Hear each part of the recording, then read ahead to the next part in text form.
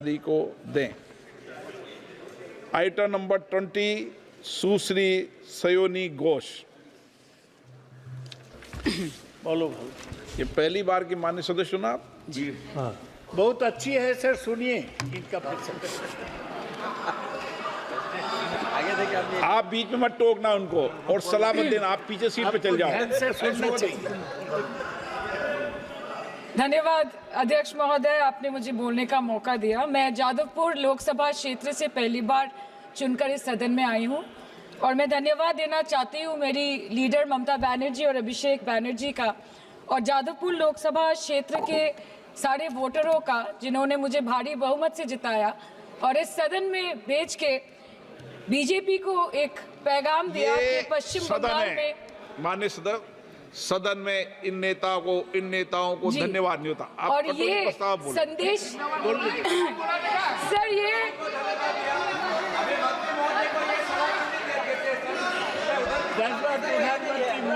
Sir okay sir, no problem sir. बोलो sir मैं धन्यवाद देना चाहती हूँ जादवपुर लोकसभा क्षेत्र के लोगों का, जिन्होंने मुझे भारी बहुमत से यहाँ पे जिता के भेजा और ये पैगाम दिया कि पश्चिम बंगाल में नफरत की रणनीति और धोखेबाजी की राजनीति नहीं चलेगी। अध्यक्ष महोदय, मैं उम्मीद करूंगी कि आज आप मुझे पूरा बोलने का मौका दें, क्योंकि हाल ही में हुए नीति आयोग की जो मीटिंग हुई थी, वहां पे हमारी माननीय मुख्यमंत्री, जो देश की एकमात्र महिला मुख्यमंत्री भी है, उनका माइक बीच राह में ऑफ कर दिया गया था। वो बंगाल के अरे अभी तो शुरुआत है, ये तो ट्रेलर है, पिक्चर बाकी है।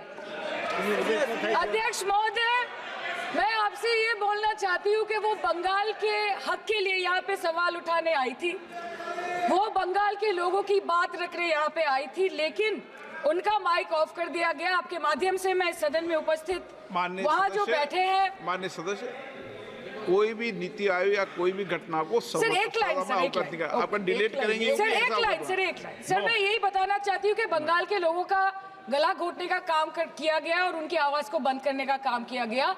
आगे जाके बंगाल के लोग आपके पार्टी की माइक ऑफ कर देंगे, बस एक चुनाव बाकी है, आप देख लीजिएगा। Sir, all India Trinamool Congress इस सदन और इस देश का 3rd लार्जेस्ट ऑपोजिशन पार्टी है और हम आपसे धन्यवाद हम आपको देते हैं कि आपने हमको रेलवे, स्वास्थ्य, शिक्षा और आज ये पशुपालन जैसे महत्वपूर्ण विषय पे चर्चा करने का मौका दिया। लेकिन तृणमूल कांग्रेस आगे जाके देश के हर महत्वपूर्ण मुद्दे पे बात करेगा, चाहे वो चीन का अनैतिक रूप से इस देश में प्रवेश हो या वो 700 से ऊपर आंदोलन जीवी किसानों की। माननीय सदस्य, आप पहली बार बोल रही हैं, मैं आपको हस्तक्षेप नहीं करना चाहता, लेकिन जिस अनुदानों की मांगों पर चर्चा सर अभी आ रहे हैं सर, नीट के घोटाले से लेके जीएसटी के बोझ तक, एयरपोर्ट की छत टूट जाने से लेके रेल पटरी से छूट जाने तक, तृणमूल कांग्रेस के सदस्य, हर सांसद देश के हर गंभीर मुद्दे पर चर्चा करेंगे। बस यही आपको बोलना था। रिस्पेक्टेड सर, महामती मानुष is the Magna carta of the governance of West Bengal and our party, and I feel truly honored that today I've been given the opportunity to talk on a ministry which is intrinsic to the Mahamati Manush of the country. हमारे किसान अपनी मवेशी को, अपनी फसल को माँ की तरह पूछते हैं, जिस खेत में वो हल चलाते हैं उस जमीन को नमन करते हैं। But does this major sector get support from the government? Sir, Indian agriculture supplies around 58% of India's livelihood and is a principal source of income for half of the population, accounting for 17 to 18% of the country's GDP. 70% of India's rural poor depend on livestock and farm animals. But does this sector get what it deserves? इसका जवाब अगर आप देश के किसान से पूछेंगे तो वो आपको यही बात बोलेंगे कि चाय से शुरू हुई थी सरकार और गाय पे अटक गई और विकास की मौसी 10 साल में रास्ते में भटक गई। Sir, exorbitantly high cost of cattle and poultry feed under the mismanagement of this sector by the current government and wholesale fodder inflation hovering between 25% to 28.6% in the last 2 to 3 years, it is a 9-year high. Sir, किसान खुद क्या खाएंगे? अपने परिवार के लोगों का खिलाएंगे? अपनी गाय भैंस भेड़ बकरी को क्या खिलाएंगे?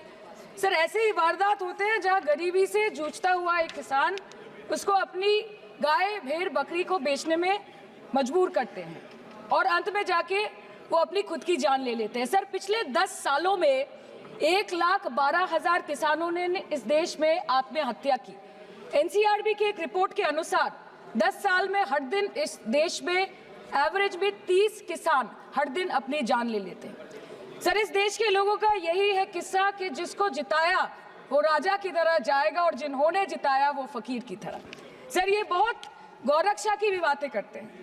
देश के लोगों को ये पता होना चाहिए that there is a fodder crisis in India, and the Union Minister has himself stated in a written reply in Rajya Sabha that yes, the country is deficit in fodder. So it means that cows are dying without food in government-owned goshalas, especially the BJP-ruled state. 74,000 cattle had died at Panjrapols in Sundarnagar and Banaskantha district of Gujarat in the last 3 years. 200 cows were found dead in Madhya Pradesh's Shivpuri district. 173 cows allegedly died in a week in Chhattisgarh. And 74,016 cows had died in Hingonia Goshala in Jaipur during the previous BJP government in Rajasthan. तो sir, पहले खाना ही नहीं मिला, fodder crisis, फिर मिल भी जाए तो इतना महंगा कि किसान खरीद ही नहीं पा रहा है, फॉडर इन्फ्लेशन, और सर खाना मिल भी जाए तो पशुओं की बीमारी। उससे मुकाबला करने के लिए इस सरकार ने क्या किया? The Parliamentary Standing Committee on Agriculture, Animal Husbandry and Food Processing presented its report which stated that 32.7 lakh cattle were infected by the viral lumpy skin disease across several states and a whopping 2.4 lakh cattle died within months. ये बोलते हैं कि गाय हमारी माता है पर माँ की रक्षा करना इन्हें नहीं आता है। अध्यक्ष महोदय, हम सब जानते हैं कि इस मिनिस्ट्री के अंतर्गत डेयरी भी आता है और भारत इस पूरी दुनिया में दूध के उत्पादन में नंबर 1 है, contributing to almost 24.46% of global milk production. But since the government has not been able to bridge the gap between demand and supply, it has successfully turned the country from being the largest producer of milk to an importer of milk. In the last 10 years, due to the stagnation in milk production, the gains of white revolution has been systematically whitewashed. The dairy farmers are forced to throw buckets of milk on the highway protesting against meager remuneration for their produce. And the price of milk, on the other hand, has increased by a massive 55% in the past 10 years. It was rupees 36 per litre in 2014 and now rupees 56 per litre in 2024. When this government came to power, the first thing the milk producing companies regulated by it did was to increase the price of milk by rupees 2 per litre. This was their revenge on the people of India for not providing a majority to the BJP. आम आदमी के दूध, छाछ, लस्सी, दही, पनीर पर 5% की GST, cream, condensed milk, मक्खन, घी पर 12% की GST और अमीरों के हीरो पर सिर्फ 1.5% की GST। सरकार उनको रिलीफ नहीं देती है जो विदेश में जाके मिल्क शेक और लाते की चुस्कियां लगाते हैं। ये सरकार उनको रिलीफ नहीं देती जो आम आदमी 2 पैकेट दूध खरीदने से पहले 10 बार सोचता है। सर, बचपन से हम सुनते आए थे कि संडे हो या मंडे रोज खाओ अंडे। India rank 2nd in egg production in the world और अंडे का फंडा यही है सर कि भारत के बच्चों के किस्मत में महीने में एक अंडा नहीं मिलता। मिड डे मील के चलते हफ्ते में अगर एक आध अंडा मिल भी रहा था तो कहीं धर्म के नाम पे तो कहीं महंगाई के चलते उसे बंद करने की मांग उठ रही है। Sir, more than 50% children under the age of 5 suffer from chronic malnutrition in the country and roughly 17% children are underweight, and yet most BJP ruled states do not serve eggs in mid-day meal scheme. This is the example of Poshan Kal in India. Sir, अंत पे आते हैं मच्छी पे। आप लोगों को ज्यादा पसंद नहीं पर हम क्या करें, हम तो माछे भाते बंगाली है, हमको तो बोलना ही पड़ेगा। And not to forget that 2.8 crore fisher folk are employed directly in catching fish in the country and millions are employed in the value chain of selling fish and aquaculture. India stands 3rd in the world in the terms of fish production, contributing to 8% of global fish production and ranks 2nd in aquaculture production. The PM talks about blue revolution, but this government has allocated only 0.045% funds out of the total budget for the flagship scheme, Pradhan Mantri Matsya Sampad Yojana. Even after this meager allocation, they did not utilize 39% of the funds, and in 23-24, they did not utilize 24% of the funds allocated. और sir, भले ही सरकार को मणिपुर शब्द से allergy हो, but the fact remains that 1.5 years of lack of governance in the state has led to endangering of the fish species in India's largest freshwater body in Manipur, the Loktak Lake.